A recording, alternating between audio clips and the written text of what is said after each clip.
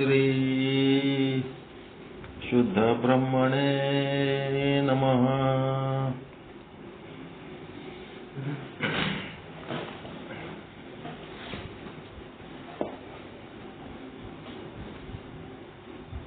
ಶ್ರೀಮದ್ ಸಿದ್ಧಾಂತ ಶಿಖಾಮಣಿ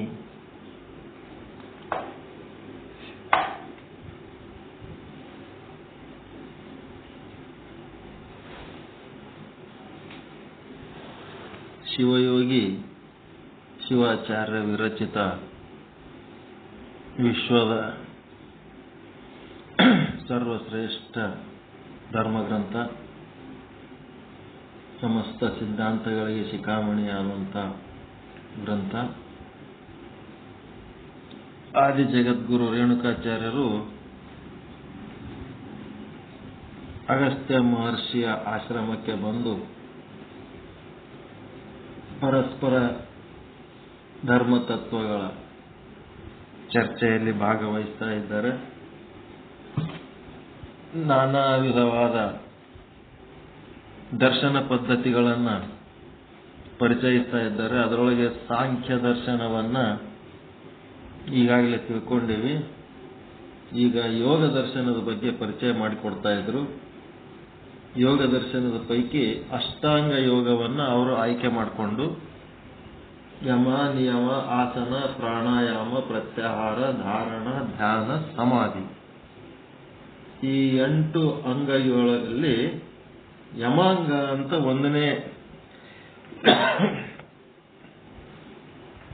ಅಂಗವನ್ನ 10 ಮತ್ತೆ ಉಪಾಂಗಗಳದಾವ. ಆ ಯಮಾಂಗದಲ್ಲಿ ಅಹಿಂಸ, ಸತ್ಯ, ಅಸ್ಥೇಯ, ಬ್ರಹ್ಮಚರ್ಯ, ಕ್ಷಮಾ, ಧೃತಿ, ದಯಾ, ಅರ್ಜವ, ಮಿತಹಾರ, ಶೌಚ. ಈಗಾಗಲೇ ಮಿತಹಾರ ತನಕ ಅಧ್ಯಯನ ಮಾಡಿವಿ. ಆದ್ರೂ ಒಂದು ಸ್ವಲ್ಪ ಹಿಂದಕ್ಕೆ ಹೋಗಿ ಮಿತಹಾರದಿಂದ ಶೌಚದ ತನಕ ಹೋಗಿ ಮುಗಿಸ್ಬೇಕಂತ ಒಂದು ವಿಚಾರ. ಮಿತಹಾರ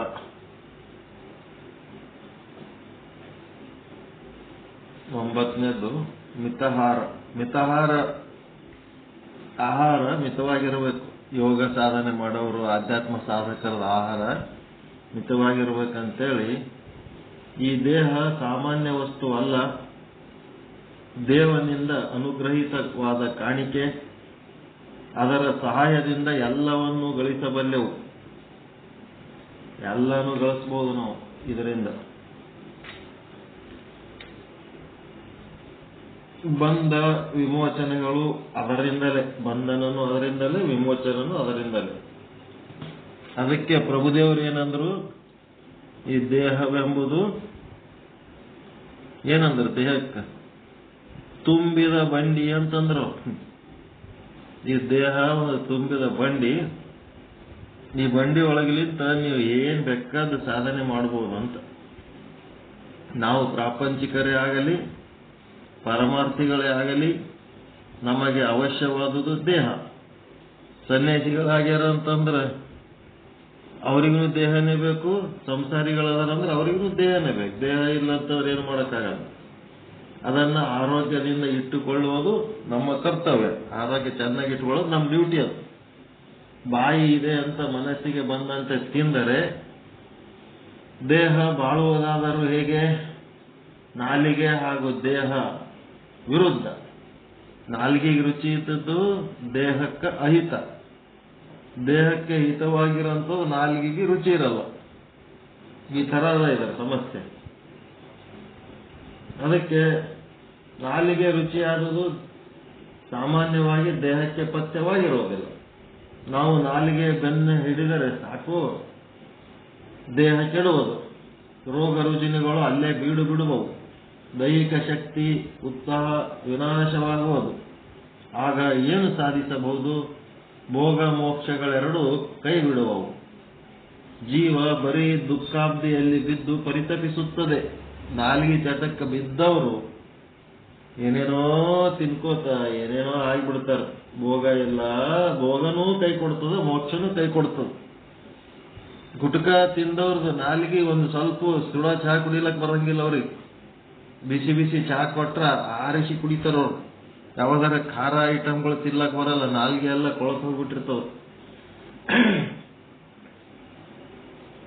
ಭೋಗ ಮೋಕ್ಷಗಳು ಎರಡೂ ಕೈ ಬಿಡುತ್ತವೆ. ಜೀವ ಬರೀ ದುಃಖದ ಅಬ್ದಿ ಅಂದ್ರೆ ದುಃಖ ಸಾಗರದಲ್ಲಿ ಬಿದ್ದು ತಪಿಸುತ್ತದೆ, ಪರಿತಪಿಸುತ್ತದೆ. ಅಘಾಯುರಿಂದ್ರಿಯ ರಾಮೋ ಮೋಘಂ ಪಾರ್ಥ ಸ ಜೀವತಿ. ಇಂದ್ರಿಯ ವಿಲಾಸಿಯಾದ ಜೀವನ ಆಯು ಪಾಪಪೂರ್ಣ. ಅಗ ಅಂದ್ರೆ ಪಾಪ. ಯಾವನು ಇಂದ್ರಿಯ ವಿಲಾಸಿ ಇರ್ತಾನ ಅವ ಪಾಪಿಷ್ಟಿರ್ತಾನಂತ, ಅವನು ನಿರರ್ಥಕವಾಗಿ ಬಾಳುತ್ತಾನೆ ಎಂದು ಶ್ರೀಕೃಷ್ಣ ಹೇಳಿದ್ದಾನೆ.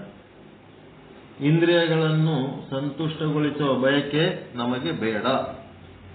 ಇಂದ್ರಿಯಗಳನ್ನು ಸಂತುಷ್ಟಗೊಳಿಸುವ ಬಯಕೆ ನಮಗೆ ಬೇಡ, ಅದು ಸಾಧ್ಯವೂ ಇಲ್ಲ. ನಾವು ವಿಷಯಗಳನ್ನು ಉಪಯೋಗಿಸಿದಷ್ಟು ಇಂದ್ರಿಯಗಳ ಬಯಕೆ ಹೆಚ್ಚಾಗುತ್ತದೆ. ಅಗ್ನಿಗೆ ಎಣ್ಣೆ ಸುರಿವಿದರೆ ಆರುವ ಬದಲು ಇನ್ನೂ ಬೆಂಕಿ ಹೆಚ್ಚಾಗ್ತದೆ. ಅದಕ್ಕೆ ನೀರು ಹಾಕಬೇಕು. ಅದಕ್ಕೆ ಇಂದ್ರಿಯಗಳನ್ನ ಶಾಂತ ಇಡಬೇಕಾದ್ರೆ, ಅದಕ್ಕೆ ಬೆಂಕಿಗೆ ಶಾಂತ ಮಾಡ್ಬೇಕಾದ್ರೆ ನೀರು ಹಾಕಬೇಕು. ಅದು ಬಿಟ್ಟಕ್ಕೆ ಎಣ್ಣೆ ಹಾಕಿದ್ರೆ ಇನ್ನ ದಗ್ಧ ಅಂತ ಉರಿತದೆ. ಹಂಗ ಇಂದ್ರಿಯಗಳನ್ನ ವಿಷಯ ಭೋಗಗಳಿಂದ ಶಾಂತ ಮಾಡ್ತೀನಿ ಅಂದ್ರೆ ಎಂದೂ ಆಗಲ್ಲ. ಅದಕ್ಕೆ ನೀರು ಹಾಕಬೇಕು ಅಂದ್ರೆ ಎಂತ ನೀರು ಹಾಕ್ಬೇಕನ್ನೋದು ಈಗ ಹೇಳ್ತಾರೆ.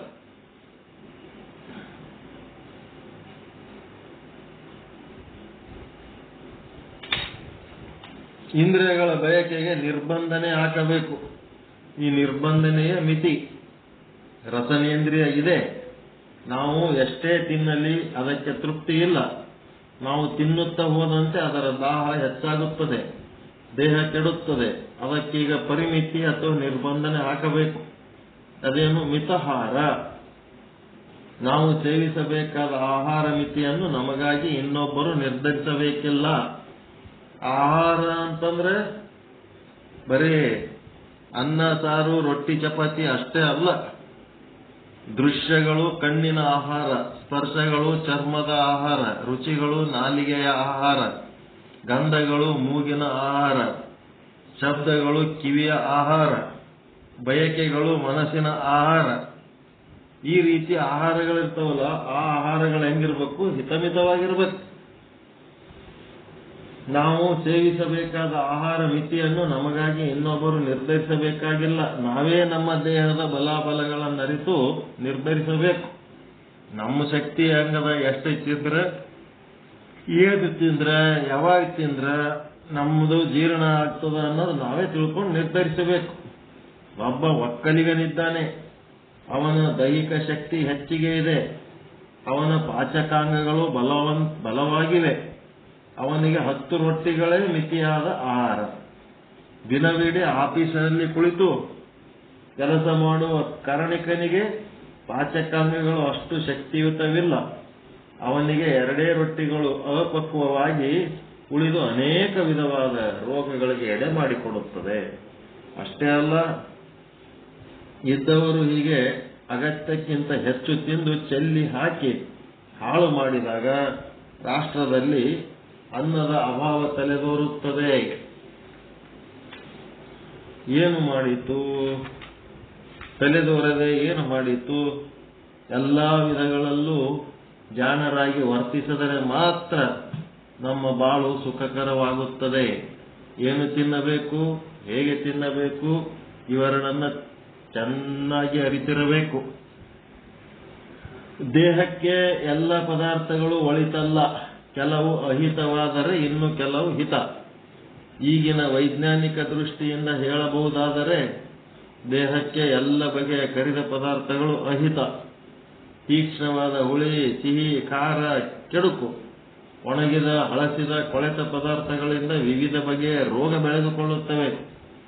ದ್ವಿದಳ ಧಾನ್ಯಗಳು, ಗೋಧಿ, ಅಕ್ಕಿ, ಜೋಳ, ಗಡ್ಡೆ, ಗೆಣಸು, ಸೊಪ್ಪು, ಹಣ್ಣುಗಳು ದೇಹಕ್ಕೆ ಹಿತಕರ. ಹಾಲು, ಮಜ್ಜಿಗೆ, ಬೆಣ್ಣೆ ಸತ್ವಯುಕ್ತವಾಗಿವೆ. ಅವುಗಳ ಪ್ರಮಾಣ ಮಾತ್ರ ಏನ್ ಮಾಡಬೇಕು? ಹೆಚ್ಚದಿರಬೇಕು. ಹಾಲ ಮಜ್ಜಿಗೆ ಬೆಣ್ಣೆ ಏನದವ ಒಳ್ಳೆ ಸತ್ವಯುಕ್ತ ಆದವ, ಆದ್ರೆ ಪ್ರಮಾಣ ಚಲೋ ಅದಾವ ಜಗ್ಗಿ ತಿನ್ನಬಾರ್ದು. ಹಿತ ಇರ್ಬೇಕು, ಮಿತ ಇರ್ಬೇಕು. ಎರಡು ಕಂಡೀಷನ್ ಅದ, ಹಿತ ಮಿತ. ಅಹಿತ ಇದ್ದದ್ದು ತಿನ್ನಬಾರ್ದು. ಹಿತ ಆದಕ್ಕೆ ಜಗ್ಗಿ ತಿಂದ್ರೆ ಅತಿ ಆದ್ರೆ ಅಮೃತನು ವಿಷ. ಅದಕ್ಕೆ ಅದರ ಪ್ರಮಾಣಕ್ಕೆ ಒಂದು ಇತಿಮಿತಿ ಇರಬೇಕು. ಇನ್ನು ಸೇವನಾ ವಿಧಿ ಏನು, ಬಾಯಿಯ ಒಳ ಅಂಗಗಳಿಗೆ ಹೋಗುವ ಒಂದು ದೊಡ್ಡ ಮಾರ್ಗ. ಬಾಯಿ ಏನದ ಒಳಗೆ ಹೋಗೋದಕ್ಕೆ ಒಂದು ದೊಡ್ಡ ಮಾರ್ಗ. ಅದಕ್ಕೇನಂತಾರಂದ್ರ ಹೈವೇ ಅಂತ. ಹೈವೇ ಬಾಯಿಗೆ ಹೆಚ್ಚು ರೋಗಾಣುಗಳು ಪ್ರವೇಶಿಸುವುದು ಈ ಬಾಯಿಯಿಂದಲೇ. ಅದಕ್ಕೆಂದೇ ಊಟ ಮಾಡುವ ಮುಂಚೆ ಮುಖ ಬಾಯಿ ಚೆನ್ನಾಗಿ ಕೈ ಎಲ್ಲ ತೊಳೆದುಕೊಳ್ಳಬೇಕು. ಎಡೆಯ ಪದಾರ್ಥಗಳನ್ನು ಅಸಂಗತವಾಗಿ ಮಿಶ್ರ ಮಾಡದೆ ಒಂದೊಂದನ್ನೇ ಬೇರೆ ಬೇರೆಯಾಗಿ ಸೇವಿಸಬೇಕು. ಕೈಗಿಂತ ಚಮಚೆಯ ಸಹಾಯದಿಂದ ಊಟ ಮಾಡುವುದು ಬಹುಹಿತ. ಎಲ್ಲ ಓಟು ಮಿಕ್ಸ್ ಮಾಡ್ಕೊಂಡು ಉಣಬಾರದು. ಇವರು ಅವಧೂತರು ಅಂತ ಬರ್ತಾರೆ, ಅವಧೂತರು. ಒಂದ್ ಕಡೆ ಅವಧೂತರ ಜೊತೆಗೆ ಕುಂತು ಊಟ ಮಾಡೋ ಪ್ರಸಂಗ ಬಂದಿತ್ತು. ಬಂದ್ ಹೊತ್ನಾಗ ಅವ್ರು ಏನೇನ್ ನೀಡ್ತಾರ ಎಲ್ಲ ಅಷ್ಟು ನೀಡಿಸ್ಕೋತಾರ. ಅವ್ರು ಎಷ್ಟು ನೀಡ್ತಾರ ಹಂಗೆ ನೀಡಿಸ್ಕೋತಾರ. ಊಟನೇ ಮಾಡಲ್ಲ ಅವ್ರು. ಜಲ್ದಿ ಏನ್ ಮಾಡ್ತಾರ ಅವರು, ಎಲ್ಲ ಊಟ ಕಲಿಸ್ತಾರ. ಚಪಾತಿ, ಹೋಳಿಗೆ, ಅನ್ನ, ಸಾರು, ಕೊಸಂಬರಿ, ಪಲ್ಯ, ಮತ್ತಿನ್ನೇನೇನ್ ನೀಡ್ತಾರೆ ಎಲ್ಲ ನೀಡ್ರಂತಾರ. ಅವ್ರು ನೀಡಿ ಎಲ್ಲ ಕಲಿಸಿ ಒಂದೇ ಮಾಡ್ತಾರ ಅವ್ರು ಅವಧೂತರು. ಎಲ್ಲ ನೋಡಿದ್ರೆ ಇದೇನಪ್ಪ ಅವಧೂತರ ಅಂದ್ರೆ ಅವಧೂತರೇ ಇದಿರಲ್ಲ ಅನಿಸ್ಬಿಡ್ತಿತ್ತು ನಮಗ್. ಹಂಗಿರ್ತವ. ಅದಕ್ಕ ಒಂದೊಂದೇ ಚಂದ ಎಲ್ಲಾನು ಮಿಕ್ಸ್ ಮಾಡ್ಲಾರ್ದೆ ಹಂಗ ತಿನ್ಬೇಕು, ನೀಟಾಗಿ ತಿನ್ಬೇಕು. ಕೈಗಿಂತ ಚಮಚೆಯ ಸಹಾಯದಿಂದ ಊಟ ಮಾಡುವುದು ಬಹುಹಿತ. ಕೈ ಸ್ವಚ್ಛ ಇರ್ತಾವ, ಒಂದೊಂದ್ಸಾರಿ ಸ್ವಚ್ಛ ಇರಲ್ಲ. ಅದಕ್ಕೆ ಚಮಚಲಿಂತ ಉಣೋದು ಬಹಳ ಚಲೋ. ಇಲ್ಲೊಬ್ಬರು ಫಾರಿನ್ದವ್ರು ಬಂದಿದ್ರು. ಅವ್ರಿಗೆ ಊಟ ಮಾಡಾಗ ಚಮಚ ಬೇಕಾಗಿತ್ತು. ಅದು ಚಮಚಲಿಂತ ಉಣಂತವ್ ಏನು ಇದ್ದಿದ್ದಿಲ್ಲ ಅಲ್ಲಿ. ಹೋಳಿಗೆ, ಅನ್ನ, ಸಾರ ಇತ್ತು. ರೊಟ್ಟಿ ಅಂದ್ರೆ ಖಡಕ್ ರೊಟ್ಟಿ ಇಟ್ಟಿದ್ರು. ಚಮಚಲಿಂತ ಉಣ್ತಾನ ಫಾರಿನ್ದವ, ಅಮೆರಿಕದವ. ಮತ್ತ ಏನ್ ಮಾಡ್ಬೇಕೀಗ, ರೊಟ್ಟಿ ಖಡಕ್ ರೊಟ್ಟಿ ಇರ್ತದಲ್ಲ, ಆ ಖಡಕ್ ರೊಟ್ಟಿದ ಒಂದು ತುಕಡಿ ತಗೊಂಡು ಚಮಚ ಮಾಡ್ಕೊಂಡು ಉಣ್ಣಾವ್. ಖಡಕ್ ರೊಟ್ಟಿ ಚಮಚ ಮಾಡ್ಕೊಂಡು ಉಣ್ಣಾವ್. ಹಿಂಗ್ ಮಾಡ್ತಿರ್ತಾರ ಒಬ್ಬೊಬ್ರು. ಬಹುಹಿತ. ಊಟ ಮಾಡುವುದು ಸ್ಥಾನ, ಆ ಊಟ ಮಾಡುವ ಸ್ಥಾನ ಪವಿತ್ರವೂ ಬೆಳಕುಳ್ಳದ್ದು ಆಗಿರಬೇಕು. ಮನಸ್ಸು ಶಾಂತವಿರಬೇಕು. ಊಟ ಒಂದು ಪೂಜೆ ಎಂಬ ಭಾವವಿರಬೇಕು. ಅದಕ್ಕೆಂದೇ ಊಟದ ಮೊದಲು ವೇದ ಮಂತ್ರಗಳನ್ನು ಪಠಿಸುವ ಕ್ರಮ ನಮ್ಮ ದೇಶದಲ್ಲಿ ಬೆಳೆದು ಬಂದಿದೆ. ವೀರಶೈವರಲ್ಲಿಯೂ ವಚನಗಳನ್ನು ಅನ್ನುವ ಪರಿಪಾಠ ಇದೆ. ಸೆರೆ, ಸೇಂದಿ, ಸಿಗರೇಟು, ತಂಬಾಕು, ನಶ್ಯ ಇವೆಲ್ಲ ಪಚನ ಕ್ರಿಯೆಗೆ ಆತಂಕ. ಪಚನ ಶಕ್ತಿಯನ್ನು ನಾಶಗೊಳಿಸುವವು. ರಕ್ತದಲ್ಲಿ ಕಲ್ಮಶವನ್ನು ಹರಿಬಿಡುವವು. ಅವುಗಳನ್ನು ಪೂರ್ಣ ತೊರೆದಿರುವುದು ಅತ್ಯಗತ್ಯ. ಇವೆಲ್ಲ ತಂಬಾಕು ಐಟಮ್ ಬಿಡ್ಬೇಕು. ಸೆರೆ, ಸಿಂಧಿ ಏನೇನದವಲ್ಲ, ಸಿಗರೇಟು, ತಂಬಾಕು, ನಶ್ಯ ಇವೆಲ್ಲ ಪಚನ ಕ್ರಿಯೆಗೆ ಆತಂಕಕಾರಿಯವು. ಪಚನ ಶಕ್ತಿ ನಾಶಗೊಳಿಸುತ್ತವ. ರಕ್ತದಲ್ಲಿ ಕಲ್ಮಶ ಹರಿಬಿಡ್ತಾವ. ಅವುಗಳನ್ನು ಪೂರ್ಣ ತೊರೆದಿರುವುದು ಒಳ್ಳೆಯದು. ಮೇಲಾಗಿ ದೇಹಕ್ಕೆ ಅವುಗಳಿಂದ ಲಾಭವಾದರೂ ಏನು, ಅವೆಲ್ಲ ಬರೀ ಚಟಗಳು. ತಂಬಾಕು, ಮದ್ಯಪಾನ ಎಲ್ಲ ಬಿಡ್ಬೇಕಂತ ಹೇಳಕತ್ತಾರ. ಈ ಗ್ರಂಥ ಯಾರು ಹೇಳ್ಯಾರ್ರಿ? ಇದು ಬುಕ್ ಯಾರ್ದಿದು? ಅಷ್ಟಾಂಗ ಯೋಗದ ಬುಕ್ ಯಾರು ಬರ್ದಾರಿದು? ಬಿಜಾಪುರ ಸಿದ್ದೇಶ್ವರ ಸ್ವಾಮಿಗಳ ಬುಕ್ ಇದು, ಶಾಂತಿ ಪಥ ಅಂತ.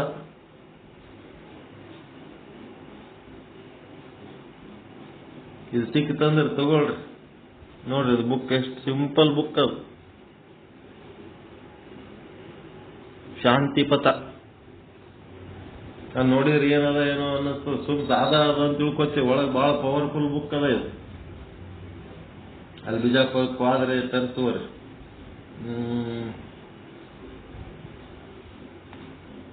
ನಮ್ಮ ದುಡಿತದ ಬಹುಭಾಗದ ಫಲ ಈ ಚಟುವಟಿಕೆಗಳಿಗಾಗಿಯೇ ವ್ಯಯವಾಗುತ್ತದೆ.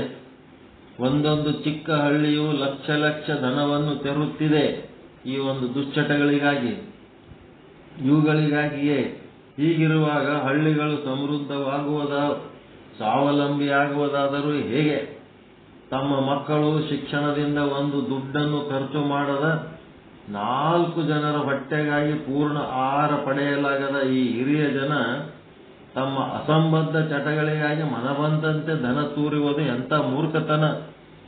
ಮನೆಯಾಗ ಅವ್ರ ಮೇಲೆ ಯಾರು ಅವಲಂಬಿಸ್ಯಾರ ಅವ್ರಿಗೆ ಹೊಟ್ಟೆ ತುಂಬ ಊಟಕ್ಕೆ ಹಾಕೋ ಶಕ್ತಿ ಇಲ್ಲ, ಮತ್ತು ತಮ್ಮ ಮಕ್ಕಳಿಗೊಂದು ಚಲೋ ಶಿಕ್ಷಣ ಕೊಡೋ ಶಕ್ತಿ ಇಲ್ಲ. ಅಂಥವ್ರು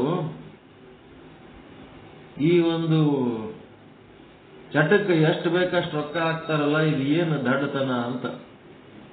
ನಮ್ಮ ಬಾಯಿ, ನಮ್ಮ ಹೊಟ್ಟೆ ಕಸದ ಬುಟ್ಟಿ ಅಲ್ಲ, ಅದೊಂದು ಮಂಗಲವಾದ ದೇಹ, ಹರಿವಾಣ, ಪವಿತ್ರವಾದ ಪದಾರ್ಥಗಳನ್ನೇ ಅದರಲ್ಲಿ ಹಾಕಬೇಕು. ಅದು ನಿರ್ದಿಷ್ಟ ವೇಳೆಯಲ್ಲಿ ಪರಿಮಿತಿಯಿಂದ ಸಾಮಾನ್ಯವಾಗಿ 2 ಊಟ ಮಾಡುವುದು ನಿಯಮ.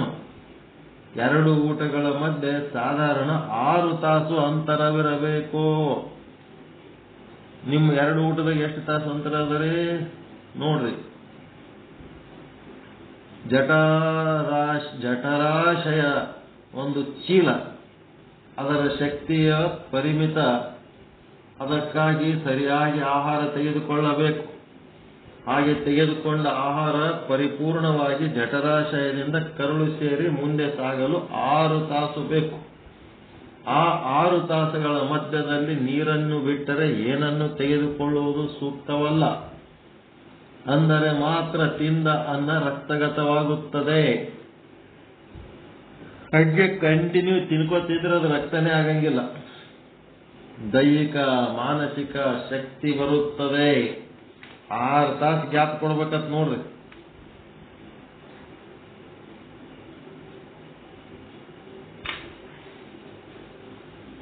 ಆಹಾರದಲ್ಲಿ ಅಂತೆ ನಿದ್ರೆಗೂ ಒಂದು ಪರಿಮಿತಿ. ನಿದ್ರೆಯ ವೇಳೆ ಹಗಲು ಅಲ್ಲ, ಹಗಲತ್ ಮಲ್ಕೋಬಾರ್ದು, ನಿದ್ದೆ ಮಾಡಬಾರ್ದು. ನಿದ್ರೆಯ ವೇಳೆ ರಾತ್ರಿ, ಅಂದರೆ ಸೂರ್ಯಾಸ್ತ ಹಾಗೂ ಅರುಣೋದಯದ ಮಧ್ಯಕಾಲ. ನಿಸರ್ಗ ನಿಯಮಾನುಸಾರ ಸೂರ್ಯ ಮುಳುಗಿ ಕತ್ತಲೆ ಎಲ್ಲೆಡೆ ಹರವಿದೆಯೋ ಮನುಷ್ಯ ಎಲ್ಲ ಕಾರ್ಯಗಳನ್ನು ಬಿಟ್ಟು ಹಾಯಾಗಿ ಮಲಗಿಕೊಳ್ಳಬೇಕು. ಗಾಢ ನಿದ್ರೆ ಮುಗಿದ ಕ್ಷಣವೇ ಎದ್ದು ಬಿಡಬೇಕು. ಗಾಢ ನಿದ್ರೆಯ ಪರಿಮಿತಿಯು ವ್ಯಕ್ತಿಯ ಆರೋಗ್ಯ ಹಾಗೂ ಮೆದುಳಿನ ಕ್ರಿಯೆಯನ್ನು ಅವಲಂಬಿಸಿದೆ. ನಿಮ್ಮ ಆರೋಗ್ಯ ಮತ್ತು ಮೆದುಳು, ಬ್ರೈನ್ ಹೆಂಗ್ ಕೆಲಸ ಮಾಡ್ತದೆ ಅದರ ಮೇಲೆ ಡಿಪೆಂಡ್ ಅದ ನಿಮ್ಮ ಗಾಢ ನಿದ್ರೆ. ದೈಹಿಕ ಶ್ರಮ ಮಾಡುವವರಿಗೆ, ಬೌದ್ಧಿಕ ಶ್ರಮ ಮಾಡುವವರಿಗೆ ಹೆಚ್ಚು ನಿದ್ರೆ ಅಗತ್ಯ. ಈ ದೈಹಿಕ ಶ್ರಮ ಮಾಡುವವರಿಗಿಂತ ಬೌದ್ಧಿಕ ಶ್ರಮ ಮಾಡುವವರಿಗೆ ನಿದ್ದೆ ಮಾಡಬೇಕು. ದೈಹಿಕ ಶ್ರಮ ಮಾಡೋರಿಗೆ ಏನ್ ಬೇಕು? ಆಹಾರ ಜಾಸ್ತಿ ಬೇಕು. ಬೌದ್ಧಿಕ ಶ್ರಮ ಮಾಡೋರಿಗೆ ನಿದ್ದೆ ಜಾಸ್ತಿ ಬೇಕು.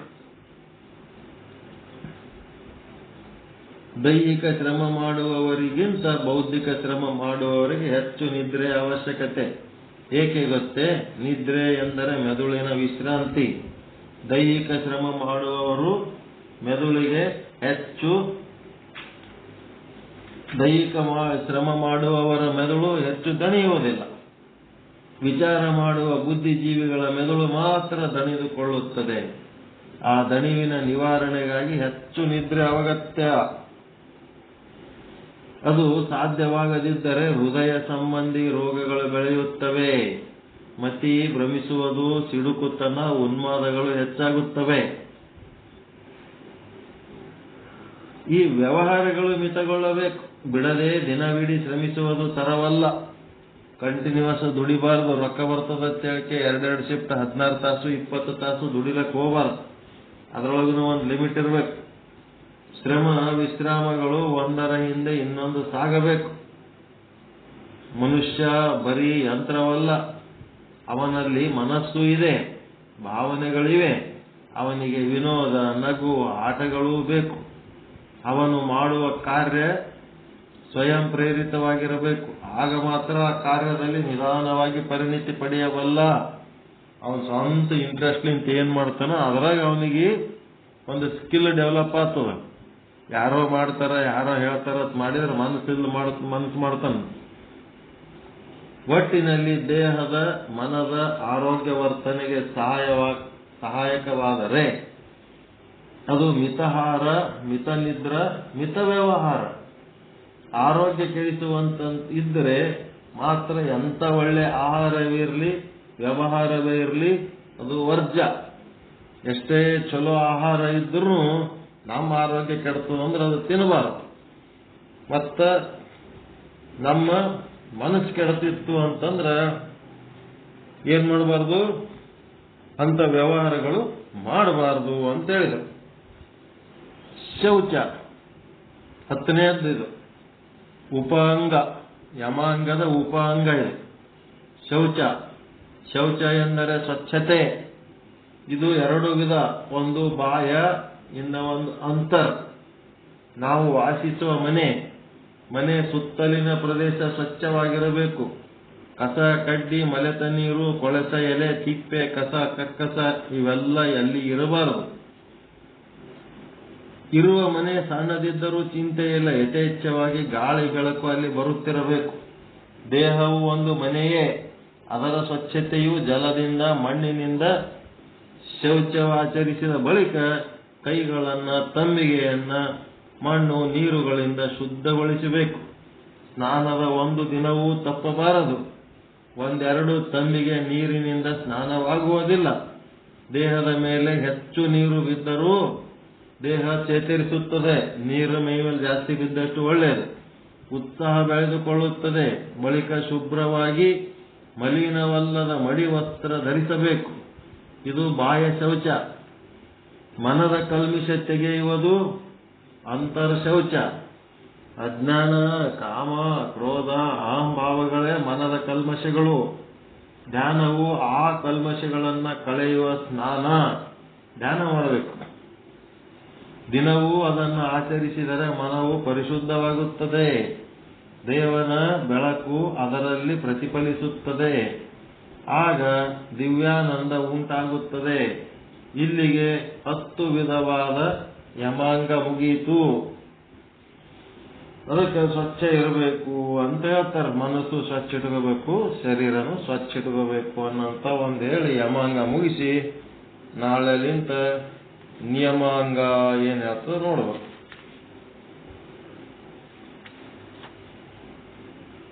ಓಕೆ, ಟೈಮ್ ಆಗ್ಯದ. ಎಲ್ಲರಿಗೂ ಒಳಿತಾಗಲಿ, ಎಲ್ಲರಿಗೂ ಶುಭವಾಗಲಿ. ಪರಮಾನಂದ ಪ್ರಾಪ್ತಿ ಭವ, ಸರ್ವ ದುಃಖ ನಿವೃತ್ತಿ ಭವ, ಇಷ್ಟಾರ್ಥ ಸಿದ್ಧಿರಸ್ತು. ಯಶಸ್ವಿ ಭವ, ಯಶಸ್ವಿ ಭವ. ಜೈ ಶುದ್ಧ ಬ್ರಹ್ಮ, ಜೈ ಜೈ ಶುದ್ಧ. ಓಂ ಶಾಂತಿ ಶಾಂತಿ ಶಾಂತಿ. ಶರಣ ಶರಣಾರ್ಥಿ.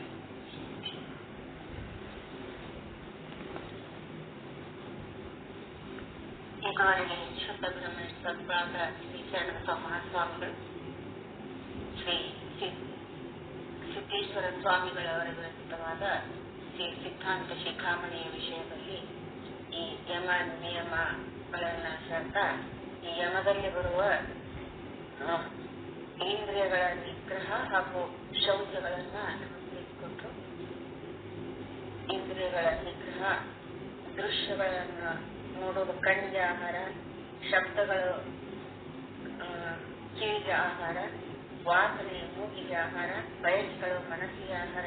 ಹಿಂಗ ಈ ಇಂದ್ರಿಯಗಳಿಗೆ ಆಹಾರವಾಗುತ್ತನ್ನ ನಾವು ಆ ಇಂದ್ರಿಯ ವಿಷಯಗಳ ಕಡೆ ಎಳೆಯುವ ಮನಸ್ಸನ್ನ ನಾವು ನಿಯಂತ್ರಣ ಮಾಡಬೇಕು. ಇಂದ್ರಿಯಗಳ ಬಯಕೆಗೆ ನಾವು ತಡೆ ಹಾಕಬೇಕು ಅನ್ನೋದನ್ನ ತಿಳಿಸಿಕೊಟ್ಟು, ಶೌಚಗಳದ ಅಂತರ್ ಶೌಚ ಹಾಗೂ ಬಾಹ್ಯ ಶೌಚ ಅನ್ನೋದ 2 ಬಗೆಯ ಶೌಚಗಳು. ಇವುಗಳನ್ನು ಕೂಡ ನಾವು ಅನುಸರಿಸಬೇಕು ಅಂತ ಹೇಳಿ ತಿಳಿಸಿಕೊಟ್ಟು ಅವರಿಗೆ ಅನಂತ ಧನ್ಯವಾದಗಳು. ಇನ್ನು ಯಾರಾದರೂ ತಮ್ಮ ಒಂದು ಅಭಿಪ್ರಾಯವನ್ನ ತಿಳಿಸ್ಬೇಕಾಗಿ ಕೇಳ್ಕೊತಾರೆ.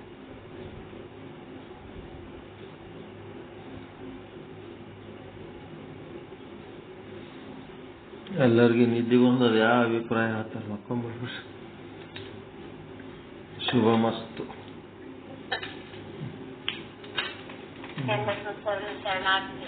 ಶುಭರಾತ್ರಿ. ಸಿಹಿ ನಿದ್ರೆಗಳು, ಸಿಹಿ ಕನಸುಗಳು ಉಂಟಾಗಲಿ.